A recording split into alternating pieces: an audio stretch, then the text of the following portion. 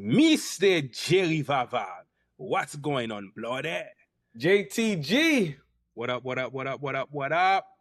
Let's welcome the audience to another episode of Giant Fundamentals, the podcast dedicated to empowering men by tackling the vital issues of mental health. With that being said, how's your mind? How's your heart? How's your body? What are you grateful for? Man, what am I grateful for? Oh, man, I am grateful for just support, man. I think we really, truly underestimate support, especially when you're going through your most difficult times. You really see who's there for you. And I don't want to say it in a way where it's like, if people don't contact you, they're not there for you. Mm-hmm. Because I know it could be kind of awkward for some people when you're going through something. People are always on edge. Me, I'm more of a type of person. I know somebody's going through something. I'm going to at least send them a text. Yo, how's it going? How you doing? Most people feel a little uncomfortable with that. Mm-hmm. But I really think I'm really thankful for support. The crew like you, Mark, P, Odell. Like I got a good number of males, and I want people to recognize too. All my men out there, I want you to recognize what I just did there. Okay, I ain't mentioned no females. Okay, I mentioned male because a lot of times we have this thing where we want to confide in women, and I get that feminine energy is comfortable, is soft, is soothing, but having those male relationships that you can confide in, to me, it's better. If I'm going to say something is better, it's better than having a woman, because I know a man could really understand what the fuck I'm going through. Yeah. Right? Because though we are here on this earth together, male and female, there are certain challenges that we face that women are not going to understand, and vice versa. So I'm just thankful, man, for the crew, man, for y'all boys, man. I really love you guys. I appreciate you guys so much, because I don't know, just in life in general, because you guys have known me the longest out of anybody. I don't know where I'll be without you guys, man. You guys have really been pillars in my life. All these, I don't know, 30 plus years we've known each other. I don't know how long it's been. I lost count. But I'm also grateful for last weekend. Speaking of P, celebrating his mom's 60th birthday. Yes. And it was a beautiful scene to see her walk in. She didn't know what the fuck was going on. And she was just stunned, overwhelmed, like, whoa, all of these people came from so many different places just to celebrate me.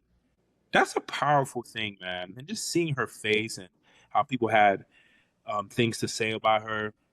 That was my favorite part. That was my favorite part of the event. Just hearing how she impacted other people's lives. And it's like, dang, I think a lot of us, especially the times that we live in, we're looking to do big things. We want big gestures, and we want our name on billboards. We want to be seen living in this social media age. But at the end of the day, it's when you're living in a small pocket of your life and you're impacting the people in your sphere that speaks volumes. Mm-hmm. So to hear the things that she did for people and that she does for people, and how she came through for people, like people giving stars from like 10, 15, 20 years, 30 years ago. Mm-hmm. I'm like, man, that's leaving a long lasting impression in people's lives. And that was a beautiful thing. So I was just thankful, man, that I got the invite, that I was able to be there, knowing P, because P, we were talking about it, he's the friend that I've known the longest. Like, I've known P since he was like 2 or 3. So just seeing him and his family, his siblings, seeing everybody, it was a blessing, man. Going to my body. My body feels good. I just went to go play basketball outdoors. I don't remember the last time I did that. Not just shooting around, but actually playing. Mm-hmm. That was good. And I don't feel crazy. Well, not yet, at least. My body is still intact. I'm good. My mind, I don't know. My mind feels, dang, how does my mind feel? Still. Like it's like a space. Like I'm in this interesting space. I'm not overthinking, and I'm also not like disassociating. I'm like in this weird space in between. Mm-hmm. My heart, it feels hmm, at ease. Yeah, I feel like my heart feels at ease. I am just going with the flow of life and becoming more comfortable with uncertainty and being okay with whatever comes down the pipeline, not trying to control things, not trying to get ahead of things too much, but really just allowing life to develop in a way where it's supposed to develop, and I'm okay with that. Mm. Now, man, there's a couple things that what you said stood out to me. Yeah, shout out to P, his mom, his whole family. You want bread? You want rice? You want cereal? Oh man, and something that got me emotional while we were at the party is just hearing like her friends, or one of her friends in particular, talk about, when she lost her husband and then helping raising the kids. And like it just made me think about like the web of like great mothers that we grew up with in our community, and like they really tried their best. They weren't perfect, but they just really tried their best to help the kids live better than them. And it's something that my mom actually said last night. Mm, She said to me for the first time, she was like, yeah, she feels like my marriage and eventually what happened to my marriage was her fault, mm. because she forced me to, she felt like her and her husband, my father, forced me and my ex to get married. They did. I mean, It's I not was there, but I wasn't like there. Like I wasn't like in your house. It didn't seem like that. so, and this is definitely going to be a podcast for later. There's a subtle push or pressure within Unspoken, the unspoken. Yeah, yeah. Okay, unspoken. that yes. I think Yeah. everybody was trying to tell you unspokenly, like, hey, you got to marry her now. I think everybody was. Right. So That for was her to take, patient. exactly. So for her to take responsibility of that That's expectation, even heavy. though she didn't want me to do it internally because of her experience, Right. it felt like the right thing to do. So for her to take that responsibility, I felt like that was really big of her, because she felt like, all in all, she almost felt like she sacrificed her son for the better good in the moment. So she actually said that to you? Like it's Yeah. her fault? She said that with her. Oh wow. Yeah, with her mom. Okay. She didn't say it directly to me. I was there with my sister, and Okay, make more sense now. yeah, we were having a group conversation, Okay. and you already know. You Mm, already know. I was there. One of my friends, Ife, was asking her questions, mm. and Was that girl always asking somebody? always, Oh. she called me the consultant. That girl be consultant. So she asked a great question. Because this graduation season, shout out to uh, Taylor and Janaya, two of my daughters. One Taylor graduated from 8th grade. Janaya graduated from high school, but we'll get to that. But Vivian, Jeremiah. Jer- oh yeah, Jeremiah. See, it's a lot of kids. We're gonna get to that. We're gonna give them their own section. But to the point of what you were making about Peeben's mom's birthday, I just really touched me, because those moms, they really, it was like when I was at Peebens's house back in the day at Weston, even at Mhm. Sunrise. They had a couple houses at Sunrise. I felt like I was in the presence of my mom when I was in front of his mom. Mm. You get what I'm trying to say? Like I felt like they were one and the same. Mhm. And they just have that special giving, loving nature that's like irreplaceable. Yeah, that welcoming. Yes. I'm gonna take care of you. No type of pressure, energy. Yep. Yeah. So that definitely stood out to me. And then about the male friendships, it's funny because I've had a couple of my closest female friends say, who've chilled around us, seen you, Mark, partied with us, E-Man, Peebins, and they're like, wow, I'm known to have tons of female friendships. Like, I'm a ladies' man. But they didn't realize how healthy and how strong some of my closest male friends, the bond that we have together.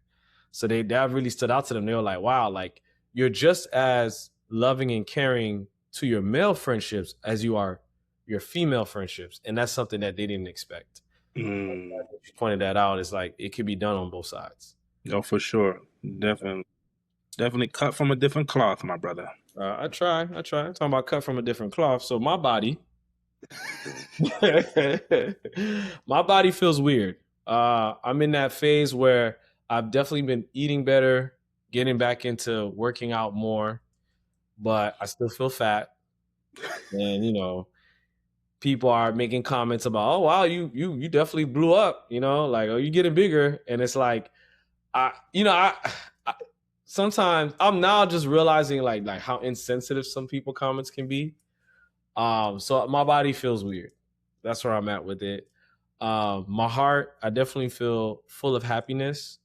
Like I was telling you earlier today, I feel like the feeling of happiness, I'm able to maintain it for a longer stretch of time now. Yeah, when you said that, I was like, dang, Yeah. that's good. Because there were times in the past where it's like, oh, I'm happy today, but tomorrow I'm down. Yeah. I don't know. But now I'm under the umbrella of happiness on a more, it's a train that's the locomotive is going. And Why even do you though think it is? I think it's to the point where you said earlier, I'm just not thinking too much about it. I'm just living. And it goes right into my giant gratitude, which is the quote I sent you, which is life isn't a longevity contest. It's a contest in quality. What good you can get from life and what good you can give it. So being in that mindset is like, and I think this goes into our main topic for later on in the podcast is like, yo, I'm not here trying to be the best basketball player, the best salesman, the best husband, because these were all parts of my identity that I was just trying to fulfill to feel validated. Like I'm such a good person. I'm just living a good life now, and every day just compounding that effort. And I'm not trying to chase any type of milestone or success. I'm present. Like people are like, oh, send me pictures of the graduation. Nah. Yeah. Like I'm not trying to make it a priority to take my phone out and take pictures and video. If I do it, I do it, but I'm just chilling. I'm acting like it's 1996. And I'm not relying on any type of dopamine hit or technology, and I'm there now, and that allows my mind to be clear and still, like you said earlier. It looked like you had a couple comments. I just want to make sure. Nah, that's a great place to be. When you said you're not trying to be a good guy, you're just trying to live. So it's like, so it sounds like to me, instead of being a good guy that's living, you're just living a good life. Exactly. Put that That's on the t-shirt. it's a great. 100%. Now, like I said earlier, life is good and I'm happy, but there are pitfalls in life, right? And some of the bad news before we get to the good news is the Knicks are going to the finals. The Knicks are going to the finals, and in support of the Knicks, that's why I wear my Tribe Called Quest shirt, because I don't have any Knicks gear. Get out of here. So I just decided to wear a New York branded t-shirt. I support the Knicks organization. I hate their fans and their owner, but the Knicks organization as a whole, congratulations. I don't know what to say, man. I really don't. I mean, I love Jalen Brunson, one of my favorite players. I love his story. Underdog type story. The team is very well constructed with Anunoby and Bridges. They got heart. They have a championship squad. They do, for sure. But I hate the Knicks. I've always hated the Knicks, being a Heat lover. I used to love when we whooped their ass all the time. Right. Well, every dog has to have its day, they say. Yes. So I mean, they've been suffering for 32 years, and I don't know how long it's been since they won a championship. Oh. I mean, the last time they've been to the finals was in '99. '99, yeah. So every dog has to have his day. 2 decades. It's a dog. Whatever. Have y'all fun or whatnot. I'm just really interested to see this matchup.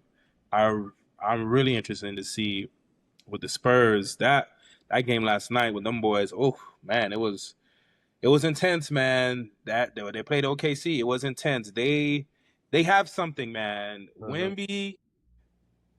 I'll say this. We love using these terms. Oh, he's a generational talent. I don't think there's that many generational talents for real. But Wimby is most definitely on that very extreme short list. Yes. He, and it's not even his physical attributes. It's that nigga got aura, dog. He 22. Jit got aura. He knows who he is. He knows what he wants to do. He's not like stepping out of character, out of who he is.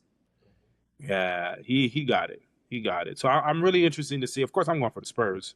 Mm-hmm. I'm really interested to see this finals because I think it's going to be a really great matchup. Yeah, I agree with you when it comes to Wemby. I think he has that aura that Jordan, Magic, Dr. J had. Like when I watch him and I watch those, I'm just excited to see what's the like. Okay, defense, offense. Let me see what he's gonna do. Like he's impactful in every. Yeah, he is. Game. Next, I see you left LeBron out. I'm throwing LeBron. Oh no! I didn't do that on purpose. Okay. LeBron too. LeBron has that. No, I meant. You meant what? I meant to say his name, but it just. Yeah. Okay. It's funny because Wemby, as he was playing last night, you saw him getting subbed out of the game at certain points. And I was telling our boy Mark, as we were watching the game together, I said, you see, there's something that people are not going to recognize. Mm-hmm. And when it comes to LeBron, is that in those type of situations, LeBron would never come out of the game. Like he had games where like 48 minutes, like he playing the whole game. And it just shows you how physically gifted, like this nigga is. Like, I mean, he led the league in fast break points at 41 years old. So that tells you like, yo, that's a gift to be able to like stay in the game so long. So I was like, hopefully Wemby will be able to get there one day, or at least play longer. But the coach did a really good job subbing him in and out. Because he had 5 fouls with like 6 minutes left in the game too. What? Yeah. He had 5 fouls, 6 minutes left in the game. But he did a great job. He ain't pick up that last one. So Spurs in how many games for your prediction? Bro, I'm gonna stay Spurs in 7. Spurs in 7. And my prediction, tits, bits, all them tricks, Knicks in 6. I can't believe I can't even say it, dog. Knicks in 6. Oh my gosh. I can't believe I'm saying that. But yeah, Spurs in 7. And I got Knicks in 6. Let's see what happens. Did you have any mental health music this week? Nah, I actually did not have any mental health music this week. Perfect, because I wanted to bring up. I don't know if you saw it. It's very short notice. Is almost breaking news. Jay-Z decided to respond to some of his haters at the Roots picnic this weekend or yesterday, dissing Drake, Damon Dash, Kanye, Nicki Minaj. So I wanted to ask you, because his GQ interview, he basically said he felt like rap beef or beef in hip hop was ruining hip hop to some degree. Yeah. And in this moment, he decided to respond to his haters. I mean, haters for years now. People have been talking about Jay-Z. I ain't gonna lie, like for a while. Yeah. And now people are in the comments calling him somewhat of a hypocrite. So what is your take and what do you think about Jay-Z responding to his critics in that freestyle? Nah, I don't think it's a big deal. It's a part of the art. Mm. It's a part of the art. It's a part of it. I was a little confused when he said the rap beef, like it not being a part of hip hop, like we don't need to be there anymore. I was a little confused. I wonder if he's talking about like real legit beef, like right, 50 and Ja Rule, or is he talking about beef like him and Nas? Because those are totally two different types of beefs. So I was just kind of like, what is he talking about, really? Because him and Nas, they were never going to go to blows. They were never going to get violent. It was never going to get to that point. Right. It was just like, yo, you say you the best, nigga, I'm the best. Okay, let's go at it. Versus Ja Rule and 50, it was like real stuff. So I didn't really know what he was talking about. But we all know Jay-Z, he's always throwing subliminals in his music at people all the time. Yeah. It's a part of the art. So I don't really see anything wrong with it, to be honest with you. Mm-hmm. So what do you do when you have maybe in the therapeutic world when it comes to your clients when they feel or been called a hypocrite? Because I feel like in our society, in our culture, sometimes people are not allowed to change their mind, and I think that's just a human reaction. So, how would you counsel someone that feels like they're a hypocrite or they're being called a hypocrite for changing their mind or acting differently than what they may have said in the past? I think when it comes to that, because I've had that happen where people kind of like, you just kind of beat yourself up. Like people will say, "Oh, I shouldn't have done this," or "I should have done that." That's kind of another subtle way of saying that, yeah, I'm a hypocrite, or I need to be perfect, so on and so forth. It's just a part of being human. I don't think people recognize that. Like literally, I could wake up today and I could feel like, oh, red is my favorite color, and then a minute after that, no, I don't like red. Actually, I like pink because this life that we're living is so complex, it's so unique. There's a lot of ways that we feel and think we understand what we're feeling, and we really don't for real. Mm-hmm. So to call yourself a hypocrite if you change your mind on something, or to feel as if you're a hypocrite, you're just being unfair to yourself, honestly.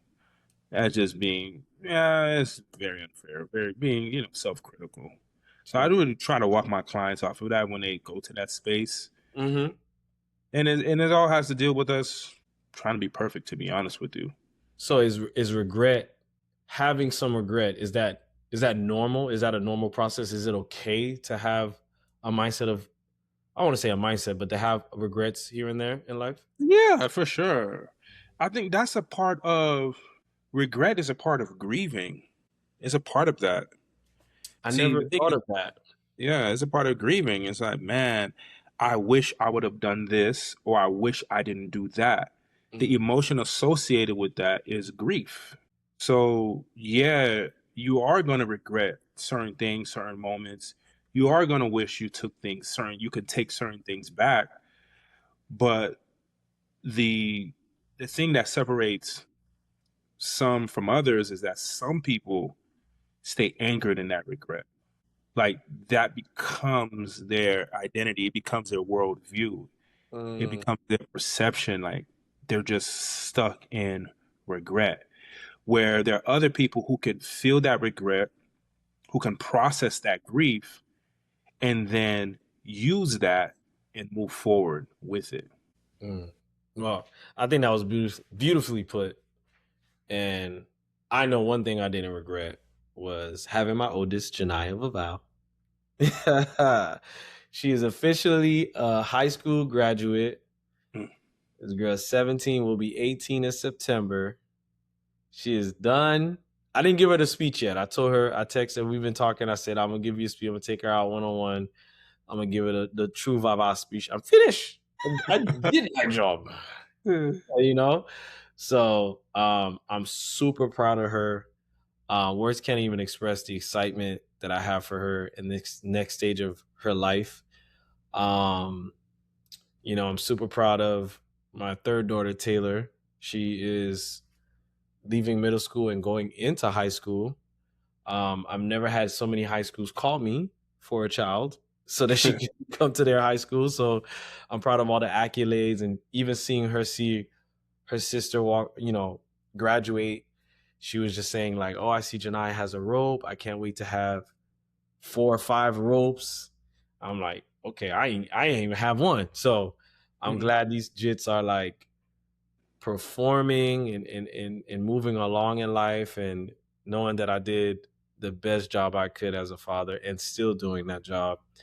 And congratulations to Jeremiah, my son, now going graduating in 5th grade, going to middle school. Shouts out to your daughter Vivian for doing the same. And then Josiah what did he finish? Nah, next year. Next year he Oh, go to middle next year. school. Okay. Josiah, yours is coming soon. So um yeah, man, just it's graduation season. Any words, any thoughts about these kids moving up in life? Yeah, it's sobering, man. It's so. Mm, I mean, I remember like vividly holding Janiyah in the hospital when she was first born. It's crazy. I'm like, you're telling me 18 years passed like that? What happened in the 18 years like that? What happened like that? That's crazy. So yeah, it's you sent me the prom pictures. I was like, what? Yeah, bro. Yeah, to all these kids that growing up, I am thankful that we are giving them their space to just be themselves.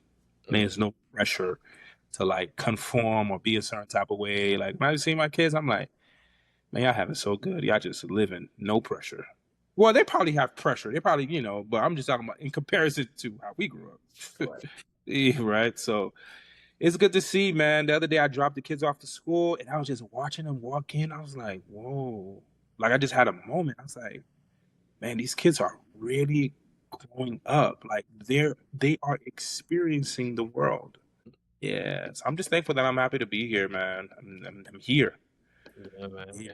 So Shouts out to just all the parents too, because I feel like that age between 10 and like 15, yeah, 10 and 15, I feel like they grow every week. Yeah, I saw Jeremiah yesterday. I'm like, bro, I just saw you and he's slimmed out, he's taller, than Taylor now. I'm like, okay, yeah, yeah. oh no, Taylor, my bad. I was thinking Taylor, Braille. Taylor. And then they're all taller than Vanessa now. They're all taller than my ex.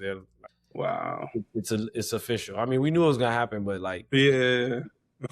official. So yeah, man. Shouts out to all the parents out there doing the best that they can. Shouts out to all the baby daddies out there. We see you. And talking about men, right? Let's get into our main topic where today, the wealth nobody taught men to pursue.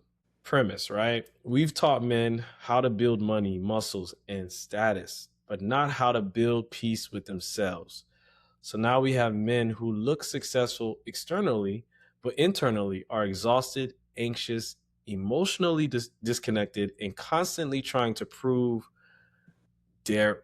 Now, we did have a few episodes where we talked about identity based value. We talked about what society has expected of men. Looking at this, want to see why you wanted to bring it to the podcast is always going to be my question.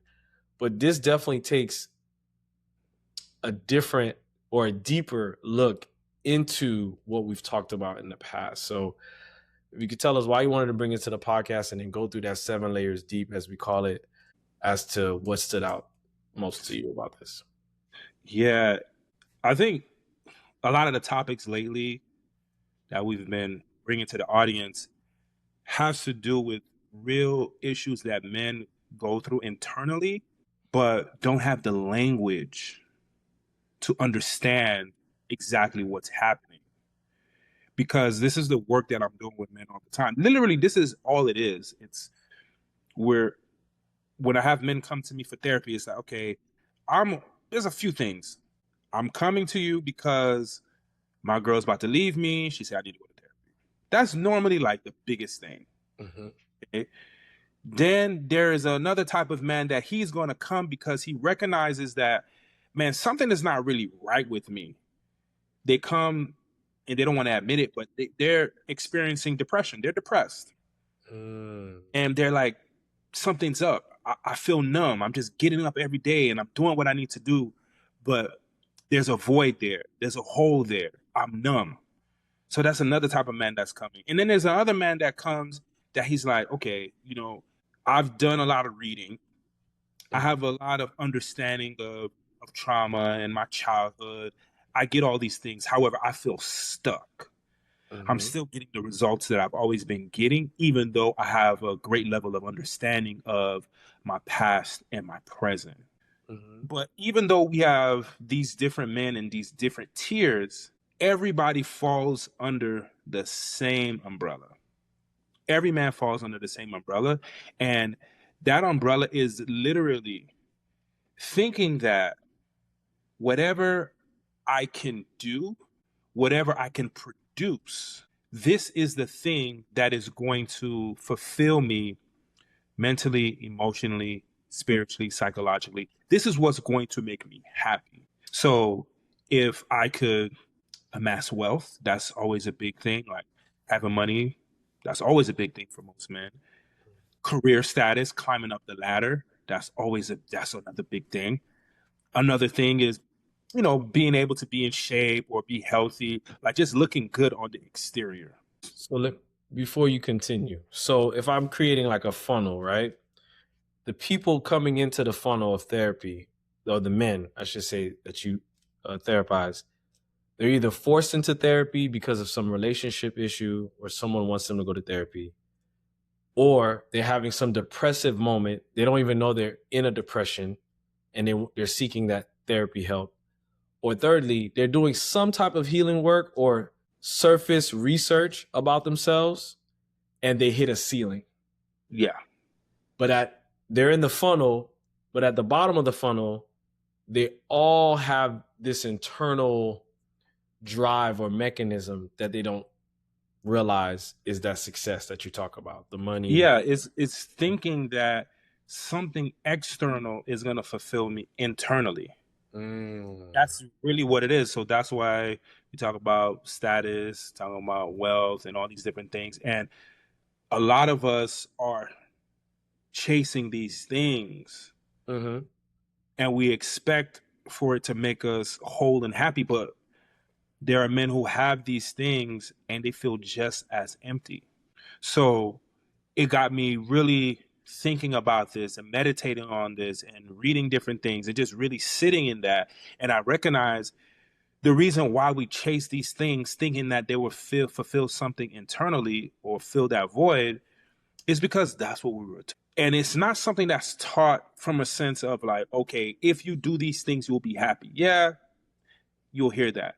But it's an unspoken thing to believe in the masculine energy that if you are someone who leads with purpose, if you have a direction, if you know the path, and if you bring people along the way with you, there's no way you will not be happy. You will be happy. And that is absolutely 100% false. So we think that if we do these things, or I'm even going to say do, if we are that person, if we are that man, if we're that man that can shoulder everybody's problems, if we're that man that could save everyone, if we're that man that could provide for people, then that in itself will make us happy. But what we don't recognize is that all of those things deal with output. There's no input there. It's all output. It's like if you do this, and if you're this person, if you do that, if you give here, all of that is output. But in order to truly be wealthy, feel good about yourself, feel good about life, you have to have the input. And we're mistaking, again, we're thinking that the external is going to provide that internal fulfillment, and it's not. So what about, like you said earlier, they say money, even though people say money doesn't bring happiness, money brings happiness. As much as people don't like fame and they don't like the fame, they don't like the celebrity lifestyle, people still chase the status or they want the joy, all these things. So it's like, how do you fight that narrative? Or like for someone who hasn't done therapy, right? Someone who hasn't done a lot of introspective work, they may be listening to this podcast or see you speaking and be like, man, I don't know if I believe that, because I'm looking at these rich people or famous people and it looks great. I want what they have. Is there like some type of a sign that you know that this person who's living this glorious, luxurious life is not happy? There's no there's no sign. See, that's the problem right there. That's the thing with social media, bro. We see too much of people's lives, man. You don't know what people are really going through. You really don't know. And it doesn't matter how much they make. It doesn't matter about it. You don't know what people go through. At the end of the day, in life, there are trade-offs. That's the thing where we're not. For example, LeBron can't go to Walmart, bro. He can't even go to the mall. He can't go to the mall. So some of us think that, oh, well, I would love to have all the money and the access. And you can't be a regular person anymore. Right. Like literally, we don't recognize that there is a major part of your humanity that is stripped away when you when you a celebrity like that, Mm-hmm. do you really want that? Forget that. Not do you really want that? Can you handle that? Can you? That's the real thing that we're not really asking ourselves. Can you handle that? Because the moment you fall, the whole world sees it. And there is a microscope on you the moment you fall. Right. That is the highest form of vulnerability. So Mm. if you can't even be honest with your partner, you can't be honest with friends, you can't be honest with family members, you can't be honest with yourself. If you can't be vulnerable within the people in your sphere and in your atmosphere, you think you're going to be a celebrity and you're going to have this access. And when you make a mistake, because everybody makes a mistake, when something happens, that's a level of vulnerability because the whole world is watching you now. The whole world has seen your mistake. Can you handle that? See, we're not taking that into consideration. So you think you want that life, but you only want what comes with that life. You don't know nothing about it. Right. So when you talk about output, how a lot of us are output focused and not really paying attention to the input, what are examples of input? That's Because a great question. the thing that comes to mind is still output, but naturally I'm like, oh yeah, I'm gonna learn this new trade or I'm gonna work on myself. But then when I think about it, I'm like, but those are still external successes, right? Mm-hmm. So yeah, if we could Mm-hmm. just give examples what the input Mm-hmm. is. Input. Yeah, I'm gonna give you one example that sounds so basic, but it is the most powerful thing when it comes to input is being able to sit alone by yourself quietly with no distraction. And that it ties into one of the first things of what true wealth is, and that is self-acceptance.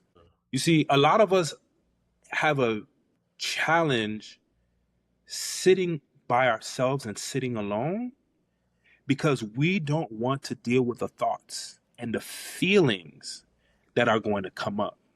Mm-hmm. It's very hard for us to deal with that. So we're talking about the Spurs and Wemby. If you've been following basketball like that, you know that Wemby went to go sit with the monks. I don't know, for a few weeks he went to go sit with the monks, live with the monks, shaved his head, did all that stuff. He came out and said that they were, I don't know if it was like everyday type of thing or what, but he said he had to sit in utter silence for 90 minutes straight, bro. Mm. He said he thought he was gonna go crazy. Yeah.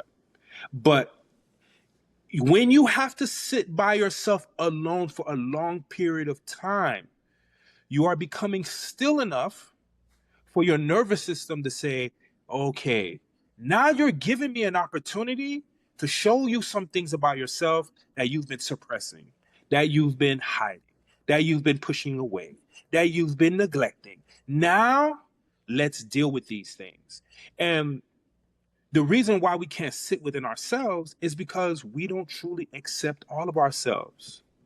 You see, we accept the roles that we play. Mm-hmm. We love the fact that, okay, when people say, "Oh man, you're a great father. You did a great job." You know that makes us feel good. We love and say, "Oh wow, like you're responsible. You take care of business. Oh, you're so reliable. You're so We love when people say these things about us. But Right. these are things that we're doing. This is I'm not going to say it's a full-blown performance, but a part of it we've been taught to perform. Self-acceptance don't care about none of that shit. True self-acceptance don't care about that. Self-acceptance is saying, look, good, bad, ugly, or indifferent, I accept all of me. Mm-hmm. I don't care who accepts me, who doesn't. Mm-hmm. But when you sit alone in stillness, when you get agitated, when you get irritable, when you get frustrated, when you get fidgety, when you feel as if, okay, I got to do something, you know what that's saying? You haven't reached a level of self acceptance Mm-hmm. because you can't sit by yourself. So for me, self acceptance literally is like the ability to be at peace with who you are without needing constant performance, validation, achievement, status, sex, money, or approval to feel worthy. Mm-hmm. Many of us, if we're truly honest with ourselves, we struggle with self-acceptance. And a man without self-acceptance literally will endlessly always chase, always try to get more subconsciously, because this is the thought that many of us have. We don't realize it at a subconscious level. We say, oh, once I become enough, then I will feel enough. I will feel like I am enough. But you see, with that equation right there, the chase will never end. Because self-acceptance, sitting with yourself, is really like, oh, I accept all of me already. It's not something that happens because of something else that triggers it. It's already there. The self-acceptance is the trigger. Man, this when you talk about always chase, I really relate to that, especially when it comes to men chasing women, money, toys. And it's like, when it comes to women, we all been there. Middle school, high school, going to the older, we go to the club, we trying to get the baddest broad in the building, baddest chick. And it's like, okay, now you got the baddest, you got it. You won the baddest chick. Do you just stop? No, you continue to chase, because there's always another badder chick. Yeah. Chasing the money. You chasing the money. I've been it. I'm number one sales rep in this company. Change companies because there's always more money to make. You know, oh, I need to get a new car. I need to get this. I need to get the Magnum. I need to get the Mustang. And then the Charger comes out. And the challenge is always a new car that you can chase. So you always in this constant loop. And in that loop, there's an exhaustion. There's an empty feeling that comes when you're trapped in that cycle, right? So even talking about sitting with yourself in silence, I'm like, dang, can I even do it for 5 minutes? Yo, I've been going to the pond in my complex, feeding the ducks. Sometimes I take my phone because I want to record the ducks or whatever. But at other times, I'm like, you know what? Do not take your phone. Leave your phone at home.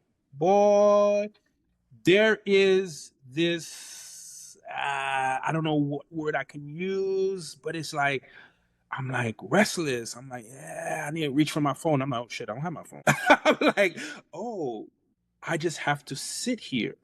And I could do it for like 20, 30 minutes. And I'm like, I'm observing myself in the moment. I'm like, damn, I'm always looking for something to distract me from the present moment. I don't think we recognize that everything that we want in life, the person that we want to become, if you're on that journey, the person that accepts himself fully, the person that truly loves himself, all of that is found in the present moment of stillness. But if you always have a phone in your hand, you're always on YouTube, you're always on Netflix, you're always texting and chatting with someone, you're always listening to music, you're always filling up your space with some sort of distraction, you can't get to that point. Mm-hmm. And we try to do this thing again where these external things, we try to put these external things in place and like feel like, oh, okay, like, all right, if I have these things, if I have this much money, if I have this, or I know this amount of people, we think that that is going to replace the time you need to be really sitting with yourself. And it never can. And it never will. Yep. I would say another thing. So we first talk about self-acceptance. Another point of wealth that we don't think about is, it ties in with the self-acceptance, is feeling emotionally safe within yourself. Within yourself. Wow. Yeah. This is huge for a lot of us as men, because most men, and I could confidently say that most men are not emotionally safe within themselves. Meaning, we tend to judge ourselves harshly. If we felt safe within ourselves, we wouldn't judge ourselves so hard. We suppress our emotions. If we felt emotionally safe within ourselves, we would not suppress our emotions. We will allow our emotions to surface and let them be, because our emotions are a part of our experience. If we felt emotionally safe within ourselves, we wouldn't abandon ourselves. We abandon ourselves by being people pleasers. We abandon ourselves by being yes men. We abandon ourselves by trying to fit in and be included. If you really felt safe within yourself, you wouldn't abandon yourself. You wouldn't shame yourself for the fears that you have. Understanding that fears are a part of the human experience. And you wouldn't beat yourself up because you're afraid of something happening wrong or you're afraid of taking that step. But that's a lot of, what we like to call toxic masculinity. It's just toxic in general, where we don't feel as if, as men, we don't feel as if we have the right to be afraid. Like we're trying to X that out of our complete experience. But if you felt emotionally safe within yourself, you would be able to just sit with your fears and accept them for what they are. So there's this thing online, or this influencer, he calls it, I don't know what he calls it. He basically says whenever there's something he felt like he should be doing and he's not doing, he's procrastinating, he tells himself, man, you're a grown-ass man. You're not going to wake up and go to the gym at 5 a.m.? You're a grown-ass man. You're not going to take the garbage out?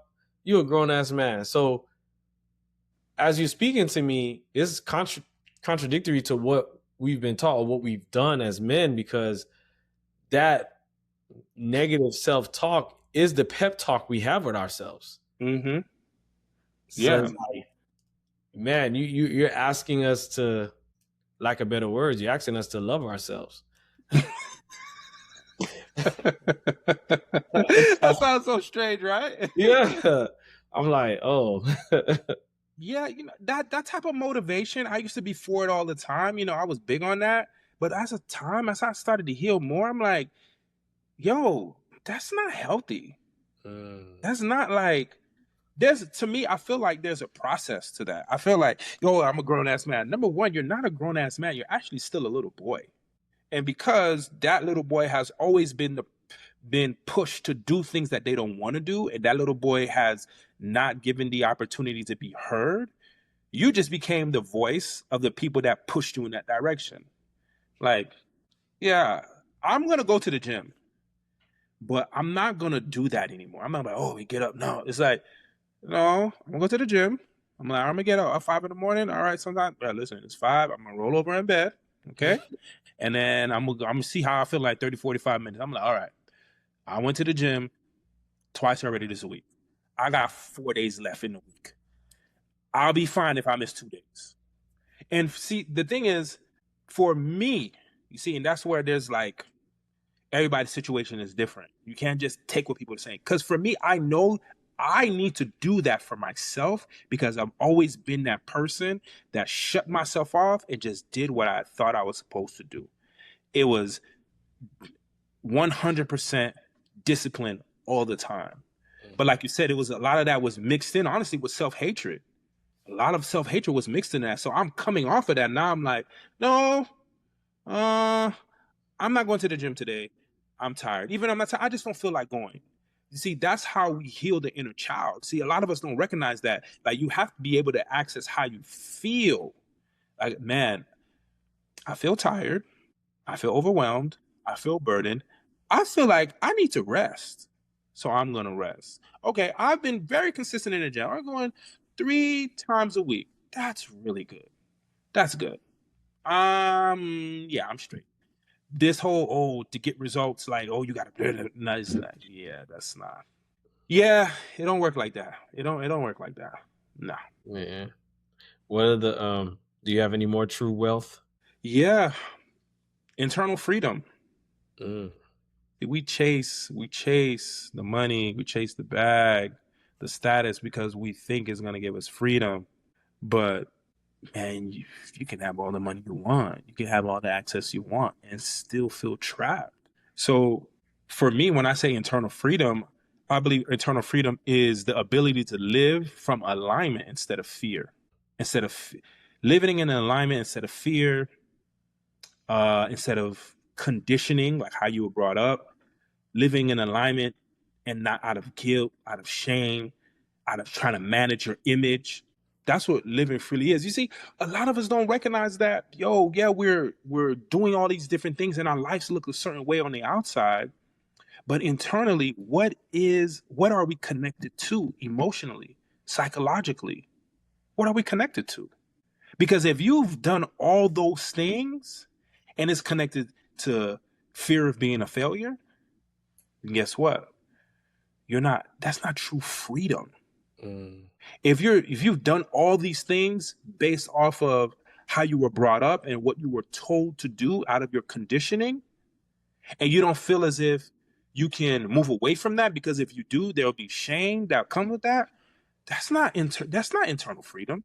And you see, many men look powerful externally, but internally, most of us are prisoners, man. Prisoners to people's opinions, prisoners to childhood wounds, prisoners to performance, prisoners to validation, prisoners to lust, prisoners of trying to prove yourself, prisoners to an image.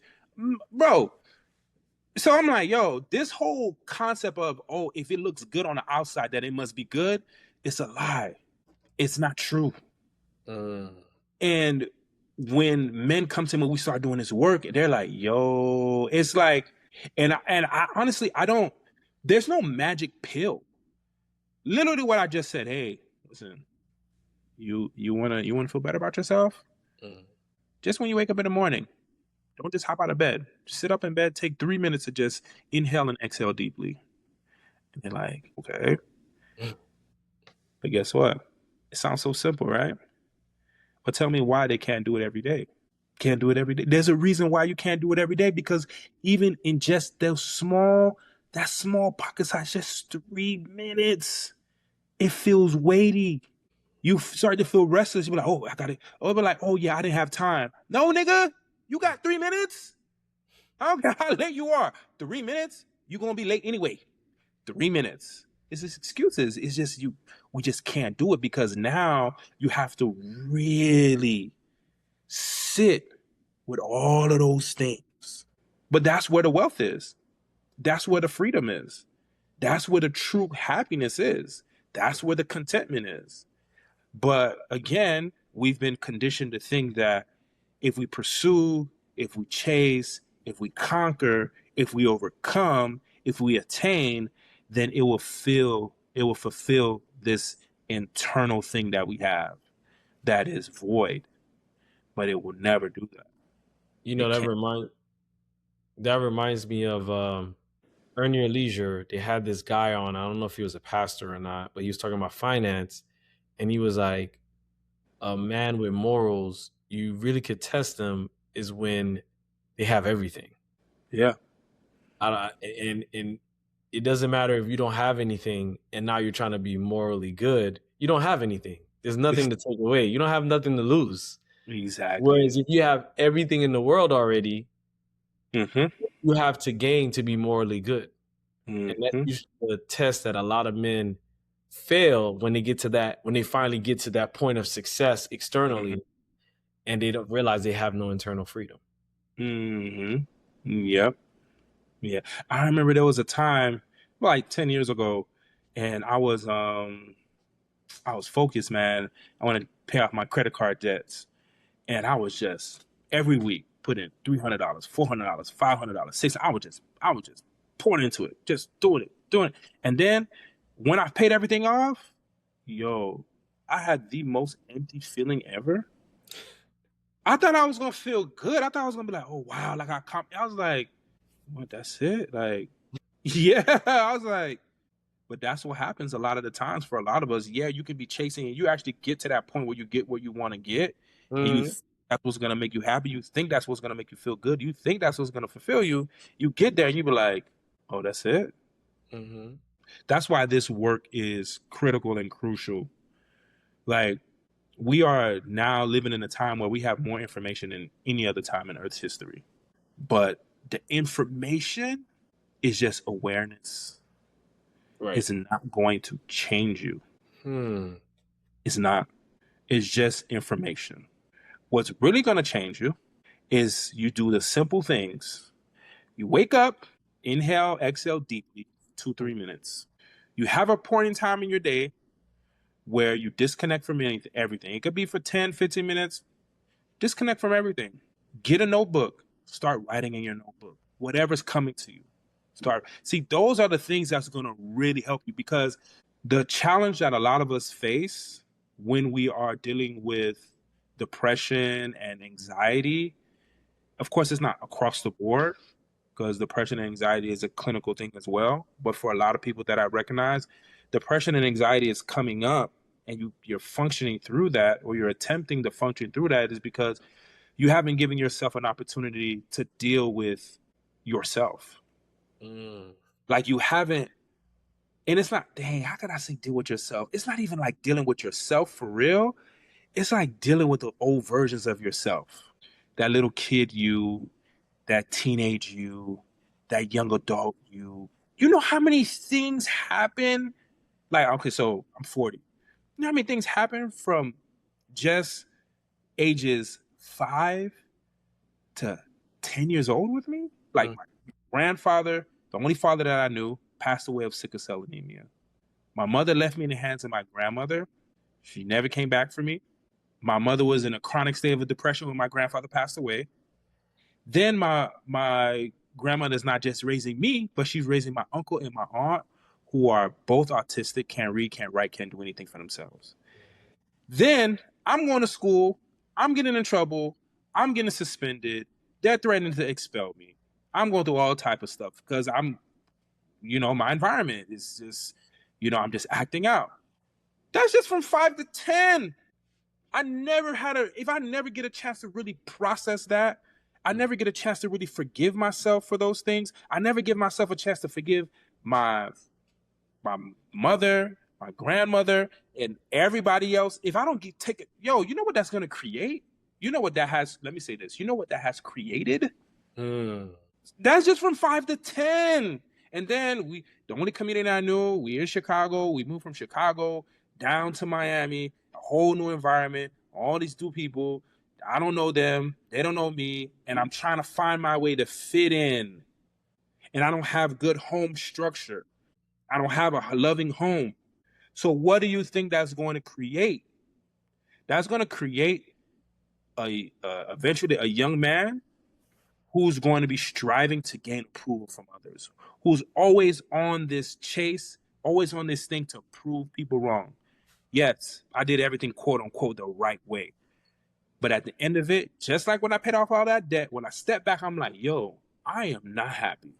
I'm not happy. I'm not happy at all. Because the mechanism that I used to get all the things that I got was a mechanism that was fueled by trying to prove myself, to prove my worth to others. So now, when I start sitting with myself in the stillness and the quietness of myself, it's a whole different life now, because now I'm dealing with these things. And as I'm dealing with these things, you know what that feels like? That feels like resentment bubbling up to the surface, inadequacy bubbling up to the surface, insecurity bubbling up to the surface, anger boiling up to the surface, hopelessness, helplessness, powerlessness, all those emotions that I felt as a kid that I had no clue I was feeling. Now my adult self has the responsibility to feel those things and deal with those things so they don't create this whole, that we talk generational curses. They don't create more of that being passed down. So but Jerry, I'm only talking about from ages 5 to 10. That's all I'm talking about right now. So you see, for me, I found immense peace. I found a higher level of gratitude, because honestly, I don't really think I was ever grateful until like the last 2-3 years, for real. I've received this peace, this gratitude for life, that I'm like, there's no way I would have been able to be in this space if I wasn't willing to sit with myself and deal with the ugly things that I experience. And this is the thing that for a lot of us, we do not try to even think to do because we're scared. And you know what that means? All that means is that all that pain that little boy experienced, that pain is still running your life. And you know it's running your life. That's why you're afraid to sit with yourself and deal with it. But the only way to truly have an immense level of happiness, gratitude, and peace, and to access the true wealth within, You have to sit with those emotions. You have to deal with it. And well, shout out to that marijuana boy, that Mary Jane, because she started it for me, boy.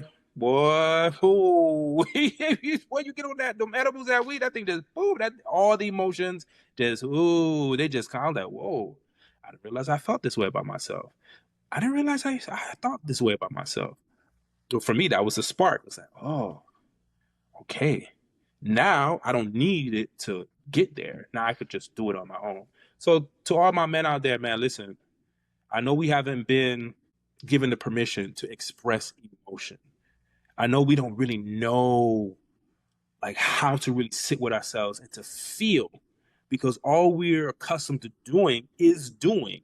We're not accustomed to being. We're just robots just doing. And society promotes that. I get it. But guess what? Society's promoting it and you're doing it and you're still not happy. You still feel empty. You have this deep-rooted anxiety and resentment and depression deep down inside of yourself. If you want to really get past that and really feel whole from within yourself, then you got to sit with yourself. Damn. You love Mary Jane, but you don't like Marie Claude.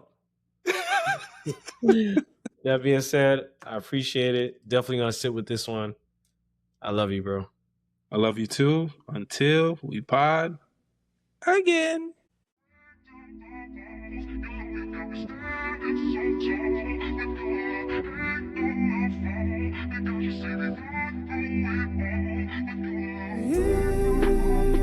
It's my time to heal.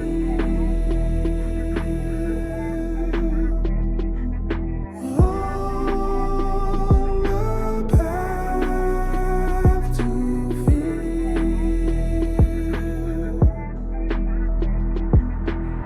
Growing up with emotional instability sets the stage for emotional immaturity.